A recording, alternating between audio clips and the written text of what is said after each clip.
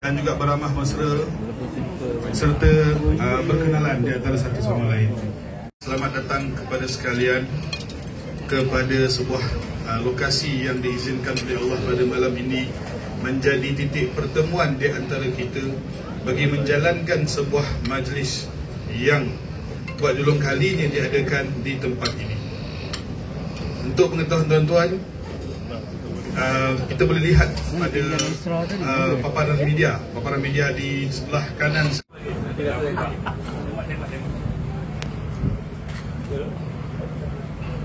Belakang siapa?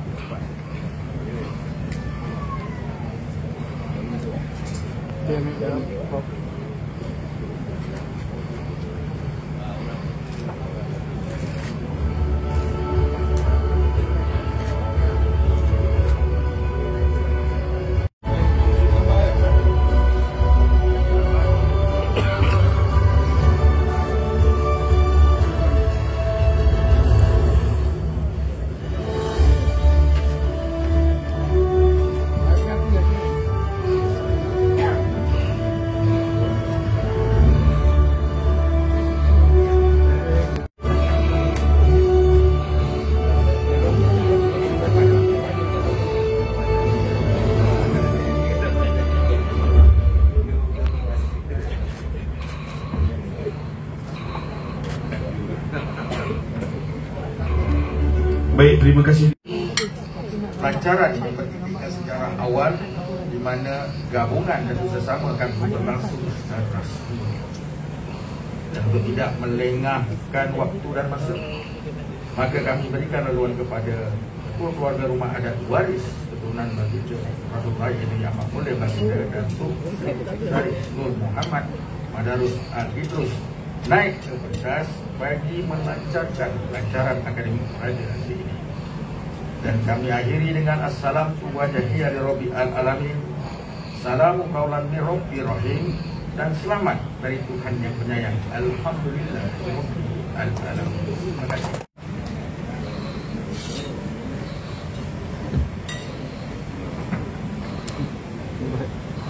Meriahkan majlis pada malam ini kepada semua rakan-rakan media yang hadir pada malam ini, rakan-rakan, adik-adik saya, kakak-kakak, abang-abang, mak-mak yang hadir pada ni, rakan hati saya tu ada sana, pucuk cucupak dekat tepi tu.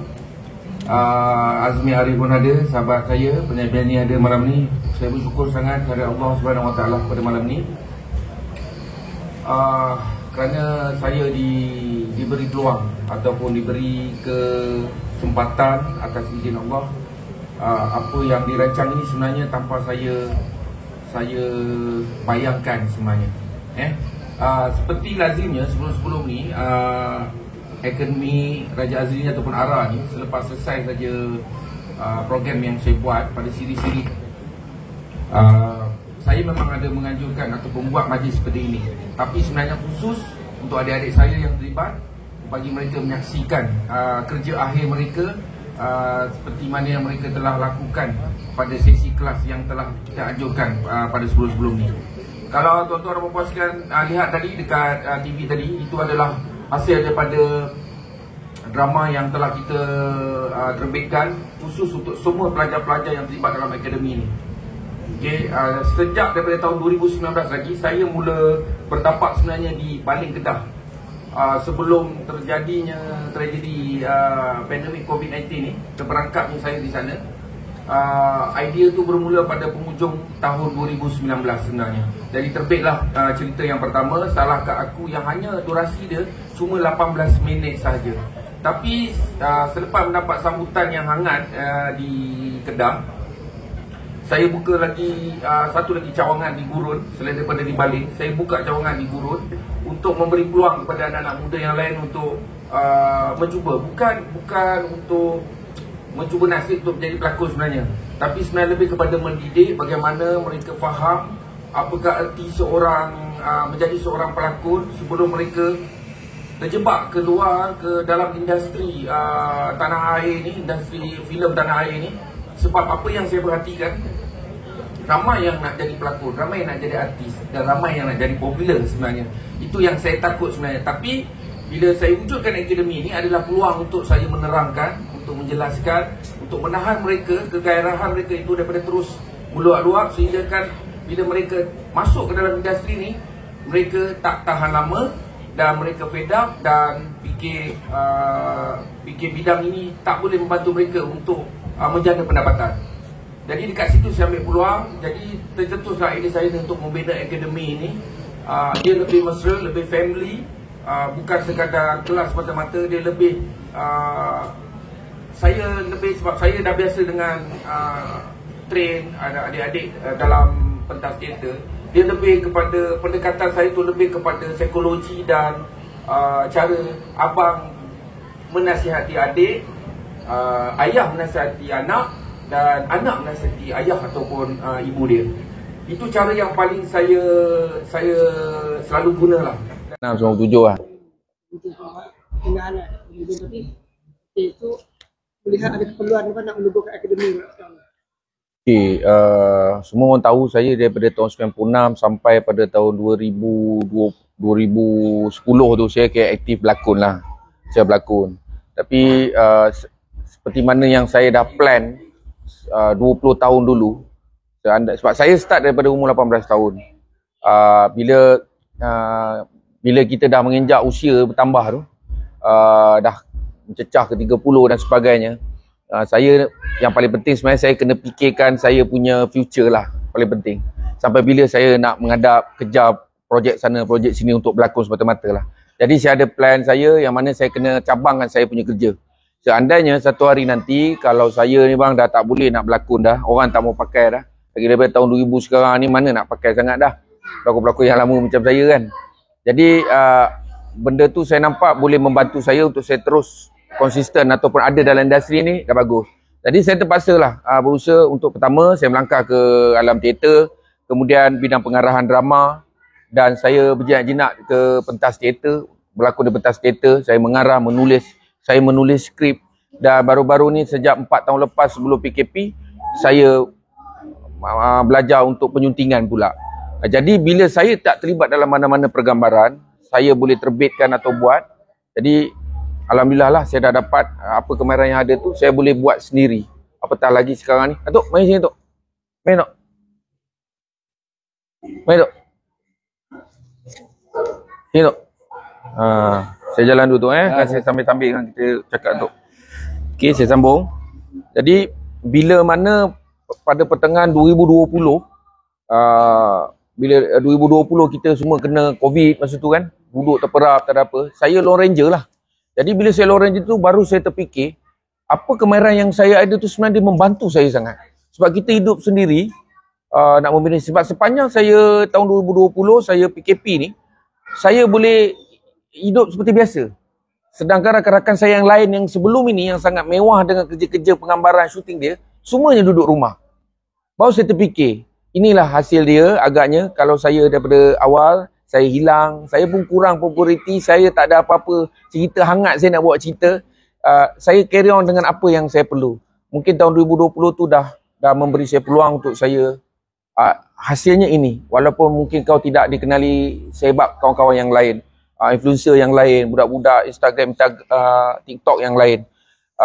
Jadi bila saya ada 5 perkara ni, saya boleh kekal dan saya boleh membina seandainya bang tak ada orang lagi dah bang nak offer saya berlakon bang, saya sendiri boleh berlakon atas produksi saya sendiri. So apa yang saya buat ini adalah atas dasar saya nak ada pelapis-pelapis lain yang ada, dan dalam akademi saya ni itulah yang saya jelaskan. Bahawasanya kena ada persediaan secukup-cukupnya kalau kau masuk ke dalam industri ni. Tak semua orang dia punya rezeki sama. Allah dah aturkan siap-siap. Kalau kat situ je rezeki kau tak ada lagi dah dalam bidang tu. Jadi bersedialah dengan ruang bidang cabang seni yang lain untuk dia boleh terus hidup lah dalam industri ni. Itu je bang sebenarnya. Tapi kalau macam pelakon-pelakon ni, adakah Azri nak gunakan untuk budak sendiri apa nak tengahkan kepada production lain pula? Macam saya, dalam akademi ni, macam saya cakap dia, saya bukan talent agency lah. Walaupun mereka rapat dengan saya tak pernah halang mereka nak buat apa pun. Saya bagi pendedahan, mereka pergi ke mana-mana, mereka akan cuma rujuk saya dengan isi saya je. Bang, saya dapat production macam ni, saya dapat watak begini, boleh tak abang rasa? Saya hanya bagi advice saja. Saya tak kata kau bayar persen kat aku ke tidak. Saya bukan macam tu. Sebab saya nak mereka berdikari sendiri. Kalau mereka tidak rujuk sekalipun, pergilah. Tapi kalau ada masalah, mereka akan patah balik cari saya. Saya hanya boleh marah dia lah sebagai abang kan. Saya cakap, Sepatutnya dia adalah cara dan step dia. Kesabaran tu perlulah dalam bidang ini. Tak boleh lah terlalu gelojoh, cepat sangat kau nak jadi hero di luar sana. Bukan. Jadi mereka datang ke dalam akademi saya, selalu saya ingatkan tu. Kau datang sini bukan untuk pelakon yang drama yang saya tunjuk tu. Kau kena masuk kelas saya, kau kena terima apa yang ada. Lakonan drama yang saya buat ni adalah praktikal. Saya nak tengok kau orang punya kemampuan.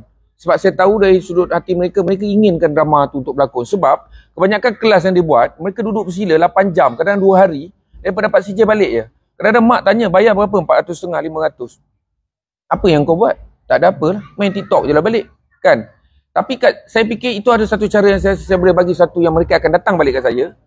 Saya buat sesi itu, kemudian saya buat sesi praktikal. Sama bang, syuting dia sama bang. Cuma bezanya, satu telemovie saya syuting 2 atau 3 hari je. Penat sikit lah saya. Sebab saya handle kan. Jadi, bila dapat hasil tu, mereka sendiri boleh tengok setiap hari dekat YouTube. Saya hanya platform YouTube je, saya tak masuk TV station mana-mana. Jadi mak bapak yang hantar anak-anak belajar dalam akademi ni, mereka boleh tengok apa yang anak dia buat dalam kelas saya. So alhamdulillah rabbil alamin, setakat ni mereka repeat untuk terus. Sebab apa? Sebab mereka tahu mereka akan dapat peluang lain pula watak untuk diorang cuba. Sekejap jadi mak, sekejap jadi adik, sekejap jadi isteri. Sebab dekat luar tak ada siapa nak offer mereka. Tapi mana yang betul-betul bersedia, saya lepas, saya hanya rujuk macam biasa je. Kita berhubung macam biasa supaya mereka dapat tahu, okey, nak buat kira payment macam ni. Saya bagi guide saja. Saya tak tentukan, mereka yang tentukan. Kalau mereka nak duduk di mana-mana talent agency, silakan. Tapi kalau ada apa-apa masalah, saya akan berbetulkan lah, itu je lah. Banyak juga yang berdaftar bawah Raja Azri. Dia Berapa total kesemuanya termasuk Aminah? dia one off. Maksudnya, dia ikut siri. Bagi contoh, macam siri ceras ni, saya daftar masuk 28 orang. Mana 28 ni siri pertama. Habis penggambaran, tamatlah sesi akademi itu untuk siri pertama. Bila masuk siri kedua nanti, saya akan rekrut baru. Kadang-kadang daripada 28 ni, mungkin 20 orang akan daftar balik. Yang lagi baru ni, pendatang baru yang masuk. Saya kena ikut mereka punya ni lah. Yang masuk ni mudah sikit lah saya nak pantau sebab saya dah ada rekod dia, kemampuan dia, kelemahan dia dan sebagainya. So, ada yang sampai 8-10 kali pun repeat pun ada juga. Jadi, untuk join akademik bawah Raja Azri ni, berapa mereka kena bayar? Buat masa ni dekat Kuala Lumpur dengan utara sama je. RM350 saya ambil. Berpusat kat mana? Saya berpusat di Ceras. Dan insyaAllah selepas ni di sini. Kalau dari segi persijilan tu, adakah dia diikutkan dari mana-mana? Tidak. Dia memang daripada saya. Daripada saya, atas company saya Pondok Karya Kreatif tadi. InsyaAllah selepas ni saya nak rujuk kepada pihak Profima sendiri. Mungkin seniman atau Finas. Sebab saya pun dah banyak berbincang dengan Cik Khalil tadi bagi pihak Profima kan. Kalau perlu selepas ni mungkin saya ada buat kerjasama dengan mereka supaya sijil tu dia lebih valid dia lebih tinggilah. Buat masa ni saya rasa pensijilan daripada saya tu bagi peserta-peserta yang masuk mereka tak apa sangat pun. Macam saya cakap tadi lah kak. Kalau saya bubuh situ pun Fina tu apa pun dia bawa sijil pun dia tak boleh pergi mana kak. Siapa nak ambil dia syuting? Kan? Yang silibus dari segi pembelajaran tu, boleh terangkan tak sikit? Paling penting adalah main yang saya buat adalah tentang pemahaman persediaan mereka menjadi seorang pelakon tu tadi. Sebab itu je dulu. Sebab niat, saya kena betulkan niat dia lah. Kalau niat dia tak betul, masalah lah saya lepas tu. Dia merangkumi semua dengan disiplin, dengan dia punya waktu dia datang. Dia datang kelas saya tu pun, dia lewat pun saya dah marah dulu dah. Sebab saya nak didik dia daripada situ. Tapi saya lebih kepada bagaimana mereka menilai naskah yang saya bagi. Sebab watak saya bagi dulu sebelum pembanggaran mula. Lebih kepada mengenal shot, bagaimana dia berhadapan depan kamera, itu paling penting. Sebab kebanyakan budak-budak masuk pelakon TV ni, dia nervous, dia teruk sampai dia tak tahu apa nak buat. Sebab dia tak tahu tu shot apa. Jadi saya perlu bagi tahu benda tu. Sebab mereka tahu shot mereka yang kat TikTok tu je. Kau tahu tak shot apa ni? Kau boleh bercakap, tapi bila kita on kamera macam ni, dia habis. Jadi saya perlu beritahu semua, saya ada bagi note pada mereka supaya dia kenal. Dan bila masuk ke praktikal tu, mereka akan buat lah. Saya beritahu, ini adalah close up dia. Yang mana yang abang dah tunjuk hari tu. So mereka akan faham lah. Selain daripada saya perbetulkan, kita ada lebih kepada bagaimana mereka nak mengkaji atau perbetulkan watak yang mereka terima. Bagaimana mereka menyediakan pakaian mereka sebelum mereka datang ke set penggambaran. Bagaimana mereka membaca jadual penggambaran. Itu paling penting. Itu yang paling penting. Selalu masalah pada budak ni itulah yang saya kenal. Dan yang semestinya teknik lakonan dia lah. Teknik lakonan ni dalam akademi saya tak boleh bagi sama macam silibus, macam mana Ibu Fozia bagi dan apa semua. Sebab mereka akan terkejut. Dia kena ada proses yang panjang. Sebab, bagi contoh ada adik tu, dia tak nak bercakap pun malu. Nak duduk macam ni pun, satu bunyi pun tak ada. Macam mana dia nak berlakon? Ada bunyi Okey. Tak ada. Jadi, saya kena tengok apa yang dia ada dulu. Bagi contoh, dia kalau kita sergah dia, baru dia bercakap, lepas tu dia menangis. Okey, saya dah tahu dah.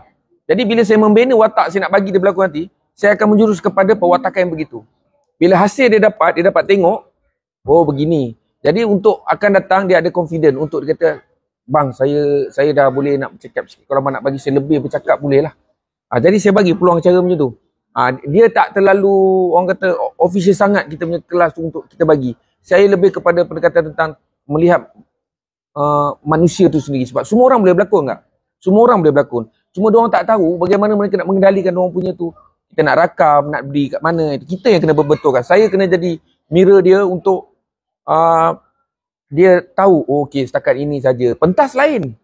Saya tak sentuh pentas. Tapi teknik bagaimana untuk dia mengasah lakonan dia, memang saya gunakan teknik teater punya latihan.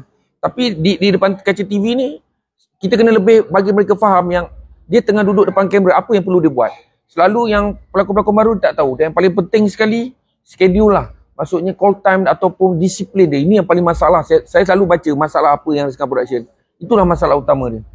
Dia 2-3 drama dia dah jadi hero-heroin je. Lepas tu dia dah mula buat hal lah. Lepas tu komunikasi dia.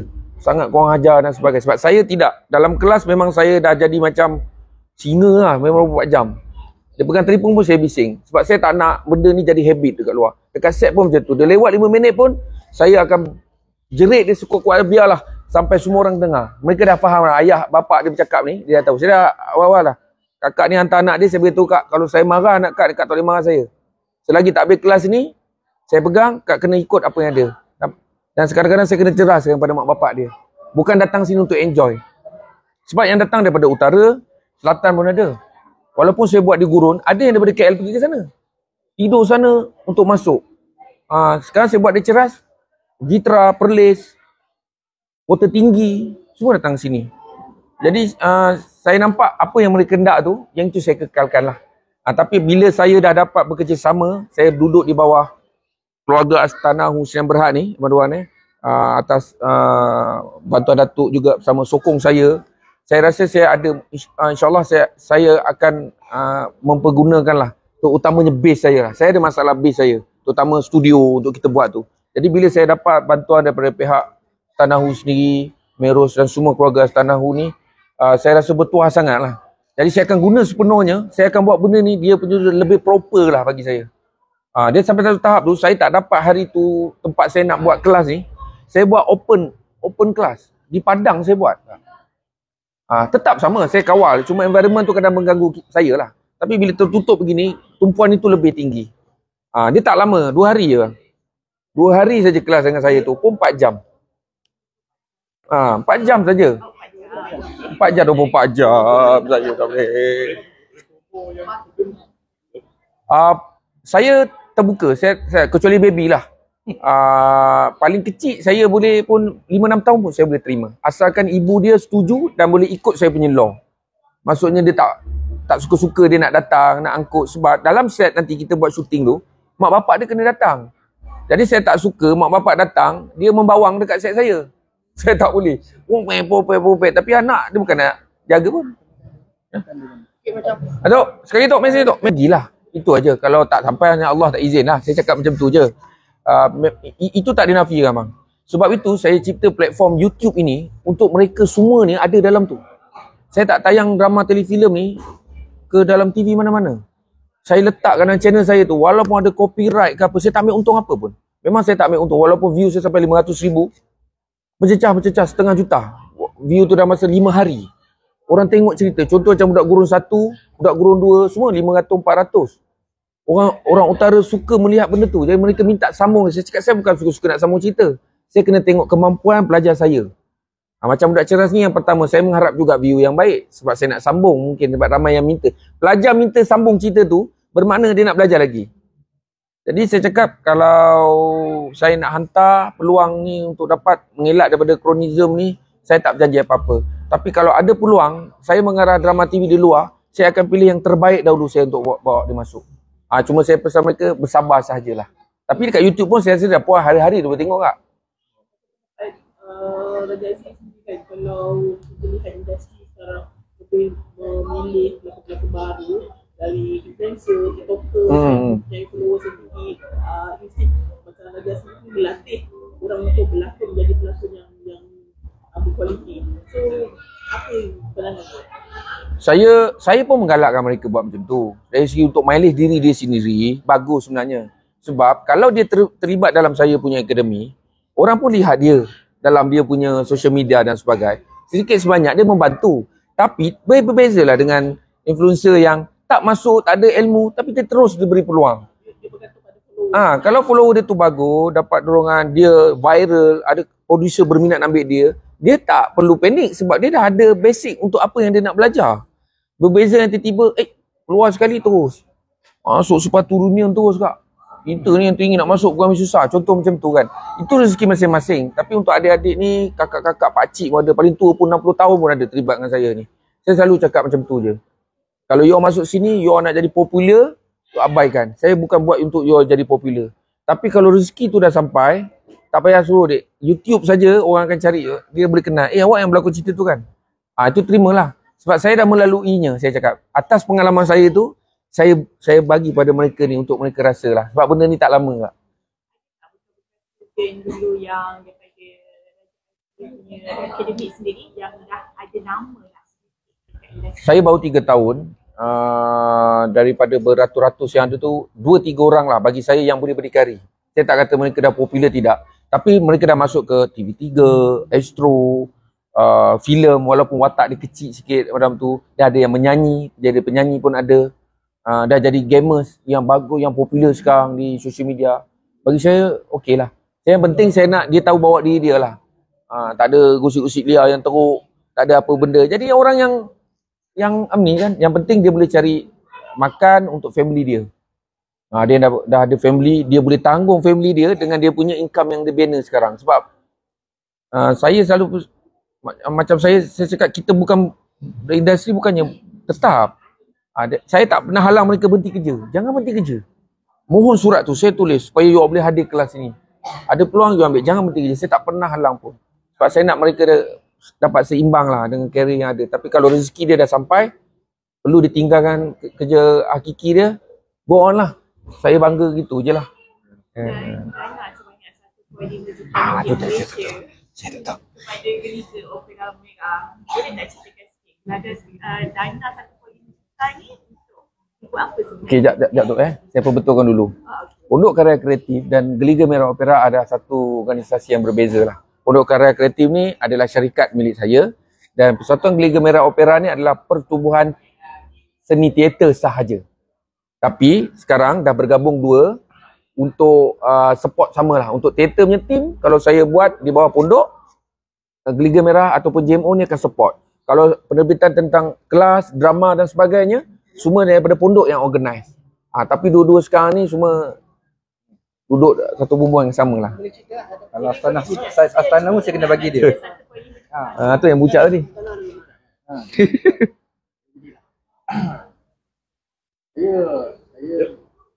Oh, Mat, yang jap tu.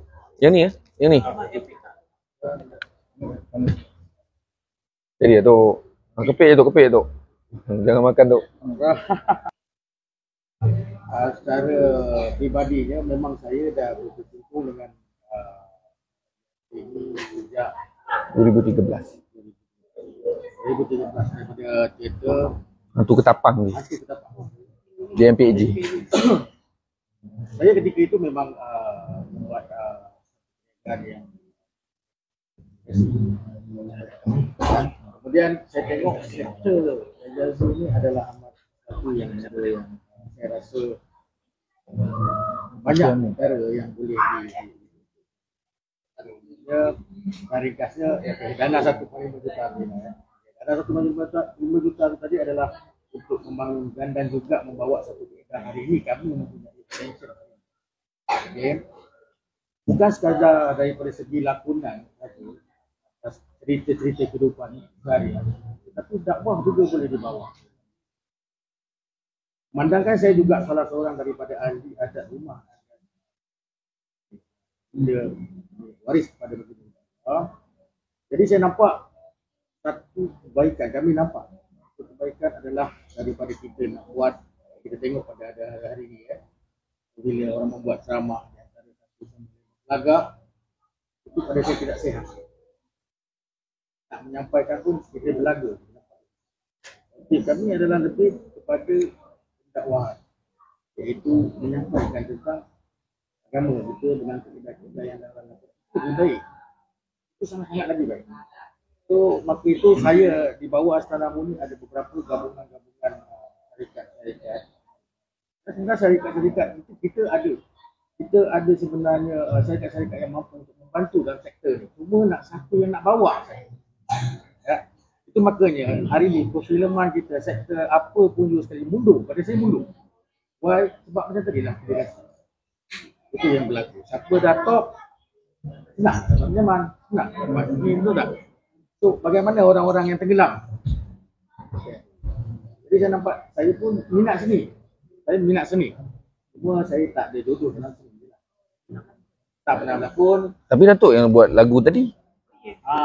Mana ada dua orang buat? Keluarga saya, keluarga seni. Banyak yang ada.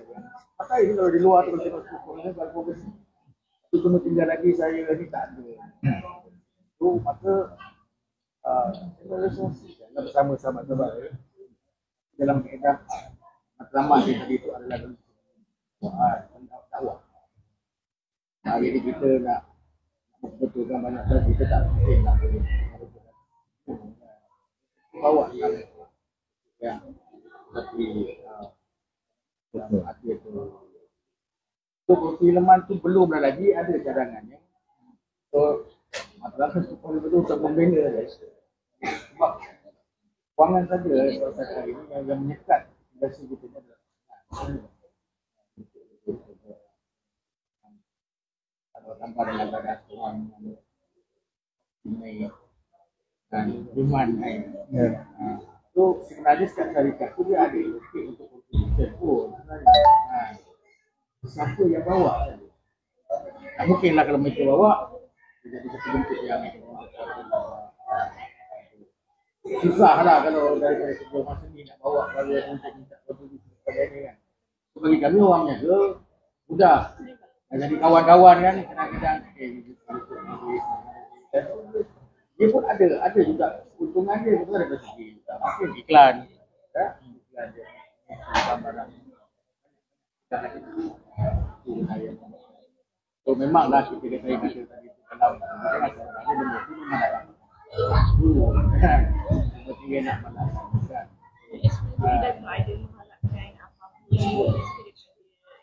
Imbuhan dia lah inilah kalau kita menyampaikan dakwah, so kita dapat apa boleh Allah kata kita buat baik, kita dapat baik lah.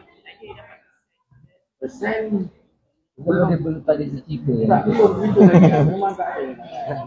Untuk kita lebih kepada dakwah lah. Maksudnya manusia hari ini kalau kita nak menyampaikan tentang Al-Quran, tentang adab, tentang Melayu dalam Islam, kan, orang kalau kita nak menyampaikan secara terbuka, orang akan menganggap kita sesat. Jadi untuk mengelakkan perkataan, diorang dengar kot? Dengar. Jadi untuk mengelakkan orang mengatakan kita ni sesat ataupun sebagainya, jadi kita gunakan sosial media ataupun teater lah, menyampaikan dalam bentuk lakonan. Kan, sebab kita nak mengembalikan zaman Rasulullah tu tak mungkin, tapi macam zaman Rasulullah mungkin. Ya, yang di mana hari ini kita sebut Islam, orang sebut Islam, tapi Islam yang bagaimana? Kan, lebih berjuang kerana agama ataupun kerana bangsa.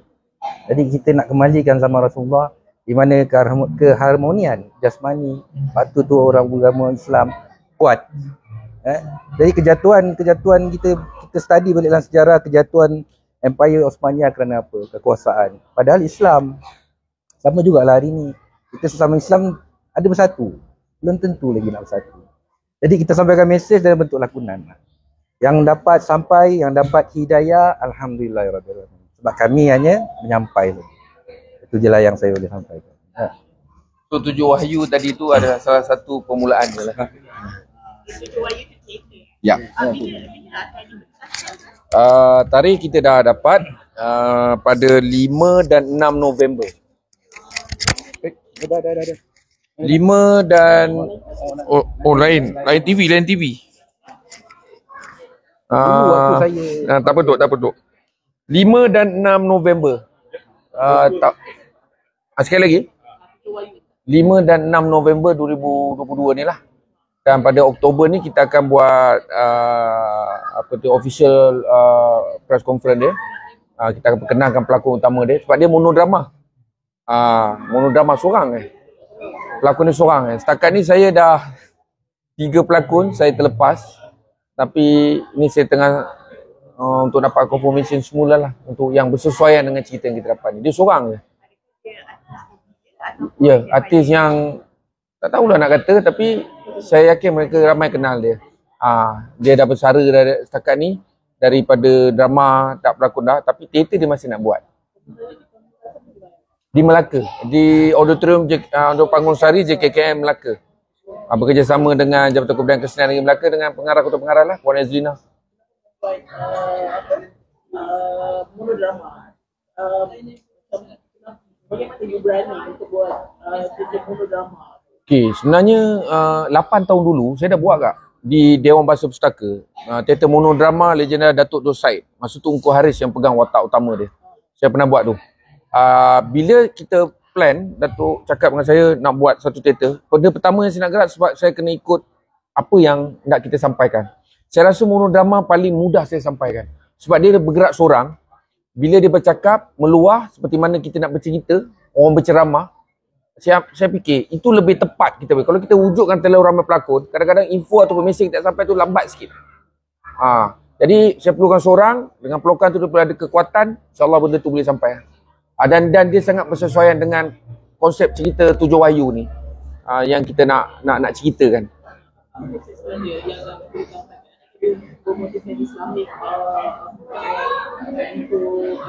Yang itu kena bagi producer cerita lah. Tok kena cerita. Kena Tok. Kena. Tak apa boleh Tok. Boleh. Okey. Alamak, okey baik. Okey. Dia memang fully tentang Islam. Okey. Daripada dia mengisahkan daripada kita kecil sehinggalah membawa ke mati. Ya. Boleh dikatakan bersamalah. Dia bersamalah. Kenapa? Sebab dalam kehidupan kita daripada kecil sampai besar kita banyak terlupakan Tuhan. Baik ya. Kalau kita sebutlah tanpa Tuhan kita tak boleh bergerak kan? Kalau dalam Al-Quran pun sebut apa? Rabbi tum. Tuhan dengan kamu. Emosi penonton untuk memberi kesedaran. Memberi kesedaran, yes. Contohlah kalau hari ni kita kata, baiklah, kita ni pinjam, apa yang kita ada pinjam-pinjaman. Betul? Tapi kalau orang hutang kita tak bayar, kita marah. Sedangkan kita kata itu pinjam-pinjaman. Jelas? Nampak tak? Terkadang kita kata apa pun datang dari Allah. Tapi bila kita keadaan susah, kita merungut, kita menyalahkan orang. Nampak? Kat mana yang kata-kata kita katakan datang dari Allah? So Tujuh Wahyu ni adalah mengisahkan tentang inilah realiti manusia. Aku beriman. Contoh. Tapi bila datang musibah, dia menyalahkan orang, tang mana iman. Nampak? Ya? Betul tak? Kan? Betul. Tujuh Wahyu tu daripada petikan Tujuh Wahyu, 7 surah Al-Quran yang memang ada kita ambil dalam Al-Quran tentang kehidupan manusia yang hari ni yang selalu manusia lupa tapi dia berkata selalu. Senang kata munafik kecil yang tanpa dia ketahui. Tanpa yang dia sedari. Ini dia. So kami ambil daripada Al-Quran, kami melihat ayat-ayat yang lebih mudah difaham kan oleh sebab dalam Al-Quran ni kan ada dua jenis ayat, satu mutasyabihat, satu mukamat. Kita ambil satu ayat, kita ambil ayat-ayat yang berkaitan umumnya dalam mukamatnya. Kalau mutasyabihat ni nanti terlampau banyak sangat, nanti orang akan memperkatakan perkara itu kena berguru dan sebagainya lah dan begitu begini. Mudah kan, sebab hari ni terlampau banyak ustaz-ustaz, orang panggil ustaz-ustaz, orang panggil segera ni banyak balik-balik kan, dia masing-masing nak menunjuk dia benar, padahal tak ada siapa yang benar melainkan Allah saja yang benar. Kita pun tak boleh kata-kata kita benar kecuali kalau kita hanya memikirkan macam mana nak bawa perkara yang benar, tapi pun tidak boleh dikatakan kita ni sebut kita benar kerana yang menilainya bukan kita.